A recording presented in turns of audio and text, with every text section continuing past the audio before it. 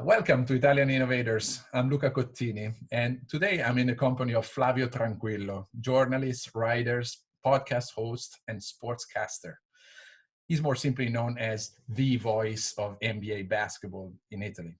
I'm really humbled to have you in a show, and not only because, like many fans, I spent many nights watching NBA games live from Italy in the company of your voice, but also because of your ability to connect words and your enthusiasm as a storyteller. And they're really a true model for my work. So thank you for being with us today. Thank you. I really appreciate the chance.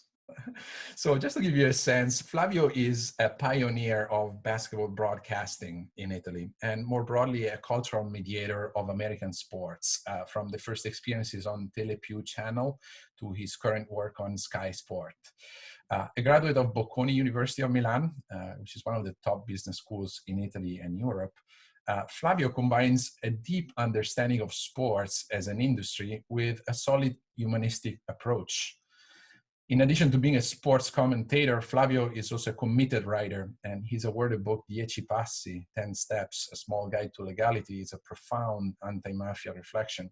And he's also the host of the show American Hero on Radio DJ, presenting figures of great Americans to an Italian audience. And I like to think of Italian Innovators as your specular counterpart in presenting great Italians to an American audience. Now, starting from the NBA case, today we'll talk about the Italian ability to recreate and reinvent American products. We'll explore the culture and business of sports in Italy, and we'll examine the intersection of storytelling and academia, and of basketball and culture of legality. Now, basketball was brought in Europe during World War I as part of an American strategy to win over local population in Italy and France through cigarettes, chocolate, and lots of entertainment through the YMCA system. Even the inventor of the game, James Naismith, was sent behind the front line in 1917 and actively worked to promote the game in Paris. So why did basketball expand in Europe, and why now Italy is a top market for NBA basketball, as seen in the opening in Milan of the first European NBA store? You're probably asking the wrong guy, because the first answer to me is that basketball is so beautiful that it's natural that it can find a place in Italy, or if you want, in a nation, in a country where it didn't have any root before, or significant root before. Someone talked about Julius Erving, my childhood hero, as poetry in motion. Someone else, a runner, a French runner who used to be an Olympian running the 800 meters, Marcel Ansen, told that basketball is a game of track and field. I mean, I think the potential aesthetically of basketball is the main reason.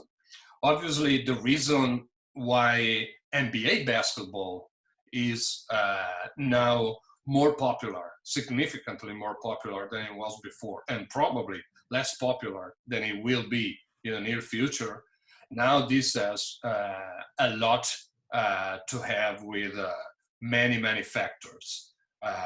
One is you were talking about your nights, watching games. I think there's an element of mystery, because NBA games are overnight over here. And before let's say, the late 90s, I mean, NBA basketball was a mystery. I always had an attraction for NBA basketball, but I didn't know one single thing. It was a myth. I mean, it was Julius Erving dunking on every play, or people scoring on every play. It was just highlights. Maybe we had 2, 3, when we were extremely lucky, 4 times a year when we had 10 minutes, 7 minutes highlights. So there's an element of mystery, and discovering a mystery is probably the situation I was in, and probably I'm bringing the viewers with me in discovering this world. even nowadays, in a sense. Now, as a follow-up, like as American products like the NBA entered the Italian market, they can either remain foreign imports or undergo a process of cultural reinvention. And a good example of this is Walt Disney, as we see, for example, in the Italian creation of new characters, the evolution of comics or cartoons, or the adaptation of the original to Italy's historical and literary context. If we can relate this dynamic also to American sports as well. And football and baseball, however, are still seen as American imports. And basketball, for basketball, it was the same until the 1980s. Now, of course, there are many reasons for the global emergence of the NBA over the past few decades, but I really want to focus on the Italian case.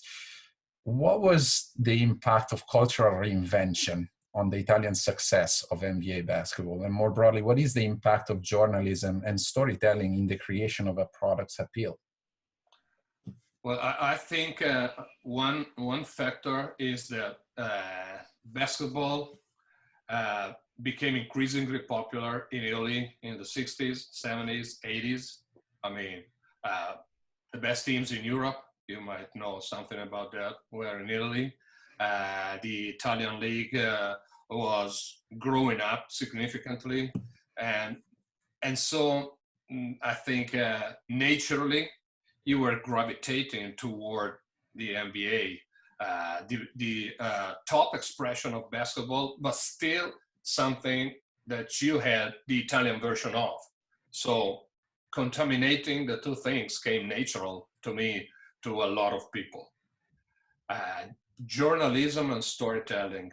I have a hard time talking about storytelling, because at this age of my life, I have a lot of people telling me I'm a storyteller. I'm not saying it's an insult. It's not by any means. But at the same time, I would really like to become a journalist. I know at 60 is probably a little late, but I would like to become a journalist. And I understand from my studies in business that you need storytelling, especially now, to build a product. And the way the product is built is really remarkable. The way the NBA product is built is remarkable. Obviously, it's not like I like everything. It's not like everything is perfect, but the whole thing is so interesting, so compelling, and I really tip my hat. At the same time, I firmly believe there's a space for journalism, and I fear we are losing this. We are losing the space. So me personally, I find myself between two fires. I'm not averse to storytelling. I think it's normal. I think it's good. I think it helps spreading the game that I love, and also building up the product that I live with. So it's 100% okay. But if it becomes 100% of the whole thing, now I have a problem, because we're losing journalism. I understand it's not the end of the world. It's sports, but sports is important. And this is the other thing. We shouldn't consider basketball only a game. We shouldn't make more of it than it's right, but we should find a balance that leaves a significant space for journalism when we talk about sports. Definitely, and I have to say I relate very much also in relation to academia and storytelling, and also the experiment of this show, where the fair investigation of facts can be communicated through a fascinating narration.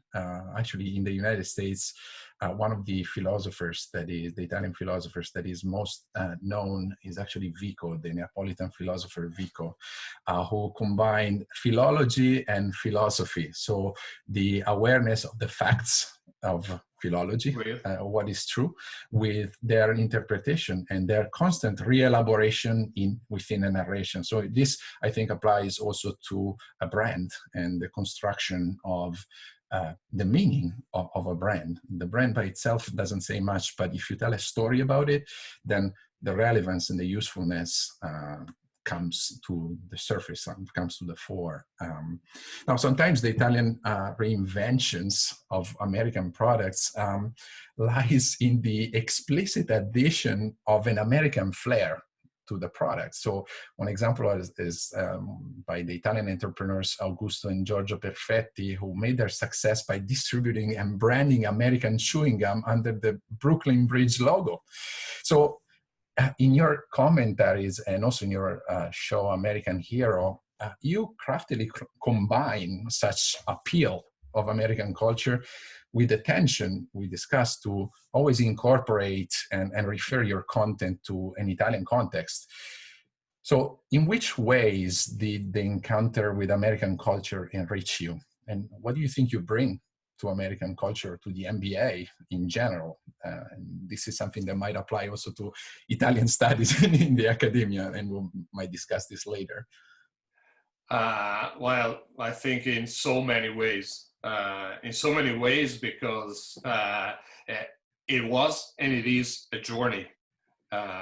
I started working in 1982, and my first trip to the US was 1989. So the first 7 years were we would say narration today, but not narration, an aware narration. I wasn't aware. I was trying to build, this idea of what the American culture was. Obviously, I was probably caught by very superficial aspects of the culture and of reality, but it's so different. It's so rich. It's so interesting. It's so, growing up, developing almost by the day, that definitely has a big fascination to me and probably to anybody else. And what is very particular is that the MBA, one of the big strengths of the MBA is the same everywhere. I mean, there are 30 teams, 29 towns, and you go to an NBA game and you have a certain aspect, the foundation of a basketball game is always the same. The press room is always the same. The PA does always the same thing, the public announcer, and on it goes. But at the same time, it can be declined in different countries. So there is definitely a way to take from American basketball. Now I wouldn't restrain this thinking to the NBA, bringing American basketball into our reality, and this is very fascinating. You can find many ways to take, to oppose, to confront, to understand, to develop, to change your ideas. Also, historically, what happens in the US happens either 5, 10, 15 years later in Italy. In my industry, there was never, until basketball was aired, like a two-man booth, play-by-play and color commentator, and a sideline reporter. I challenge anybody to find on Italian TV a two-man booth and a sideline reporter before the first game that was aired by, it was called Telepiù at the time, first basketball game. And that was done only because I was living I was feeding on American basketball, and I just imitated what they were doing. Now you have soccer, two-man booth, 4 sideline reporters, and on and on. So yes, definitely there is an enrichment. Definitely. Also, sports, as you were describing, is both a national, kind of a local phenomenon, but also a globalized phenomenon. Especially the NBA is crafted to be a global phenomenon. And in general, there is also a tendency to see sports more as a business than a legitimate form of culture. Now, in a previous episode of the show that I dedicated to Edoardo Bianchi, I presented like a commercial product like bicycles, and saw how the bicycles actually impacted the creation of tourism and Italian arts in the early 20th century. Boccioni dedicated the dynamism of a cyclist to a commercial product. So in which way for you sports represents a form of culture? And in your opinion, is there an peculiarly Italian culture of sports? The answer is yes, but I find culture one of the toughest words to define on the dictionary. So there is definitely an Italian culture of sports. I'm having a book coming out in 2 weeks, and the subtitle is "Build a Culture for Sports," not build a new culture.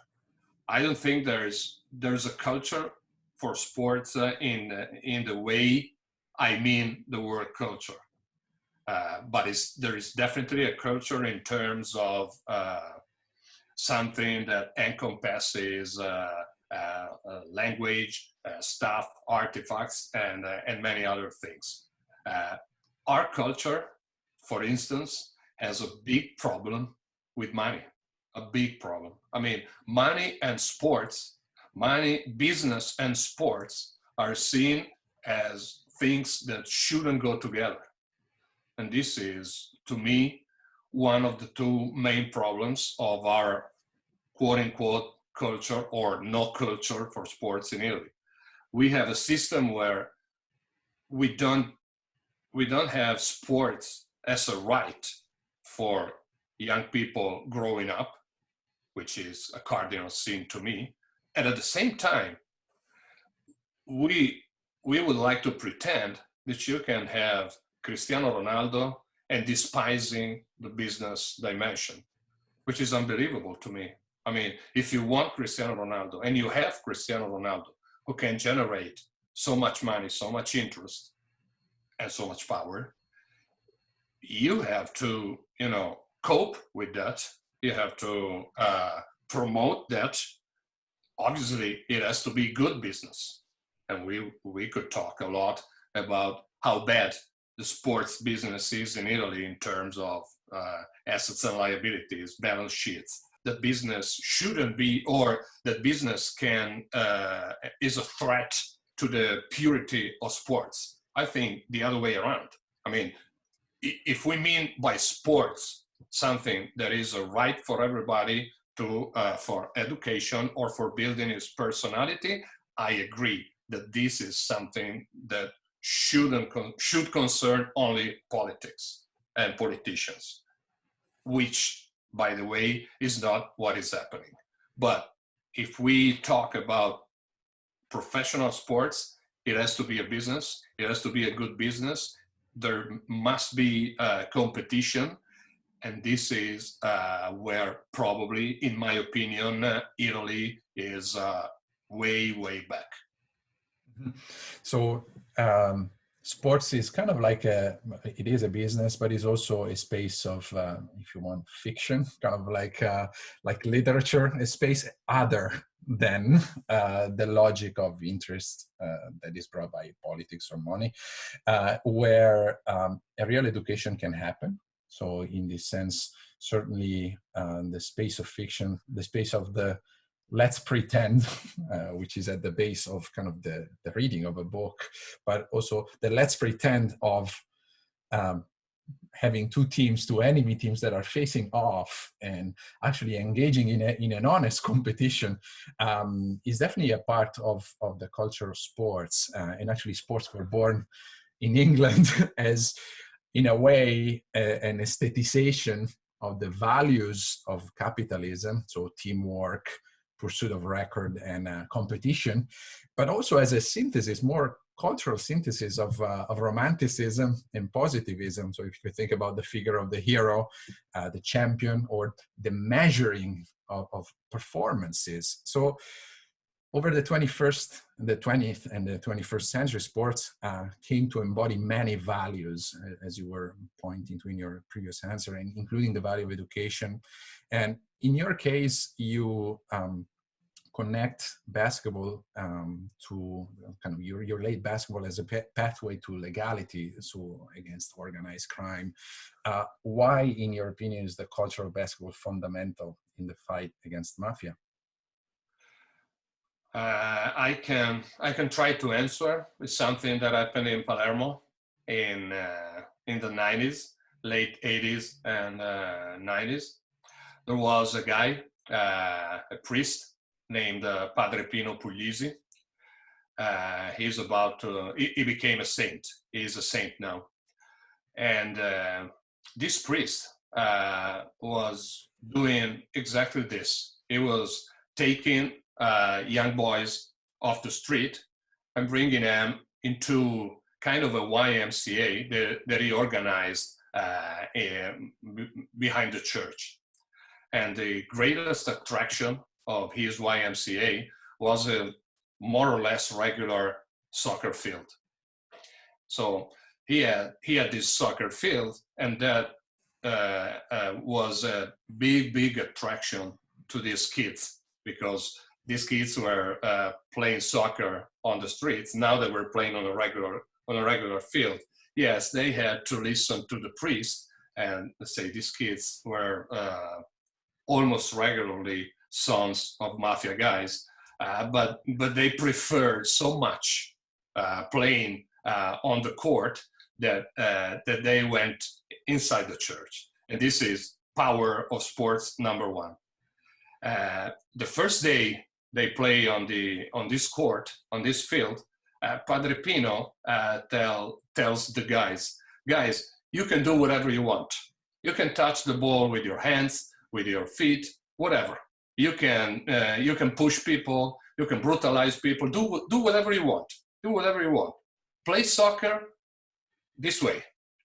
So one of these kids, and not by chance, he was the son of the most powerful mafia guy, said, but Padre Pino, we can't play soccer this way. Soccer is played without using the hands.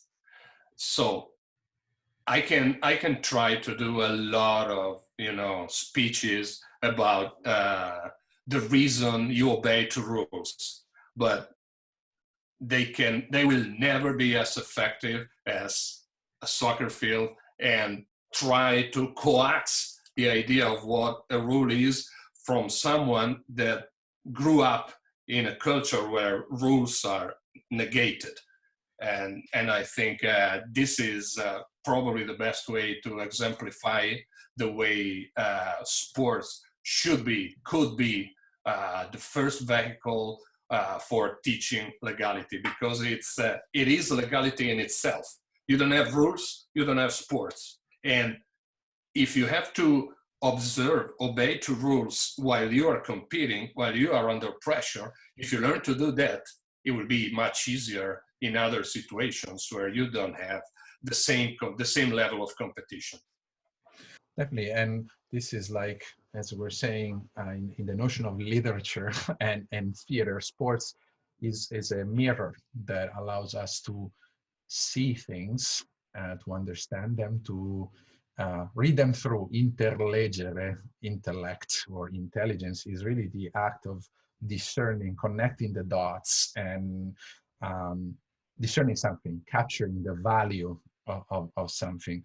So as a last question, as a curiosity, because like Italian sports is not part of the curriculum in Italian studies in the United States, but also very rarely in Italian universities. How would you include Italian studies, Italian sports in kind of a university curriculum? Where would you start? Well, I would start. I would start from business, because let me add, with reference to what we were talking about a couple of answers before. I think the cultural value, the artistic value of sports is not in contrast with building up a brand, making profits. It's in a perfect consonance. I mean, these two dimensions can go in unison very easily.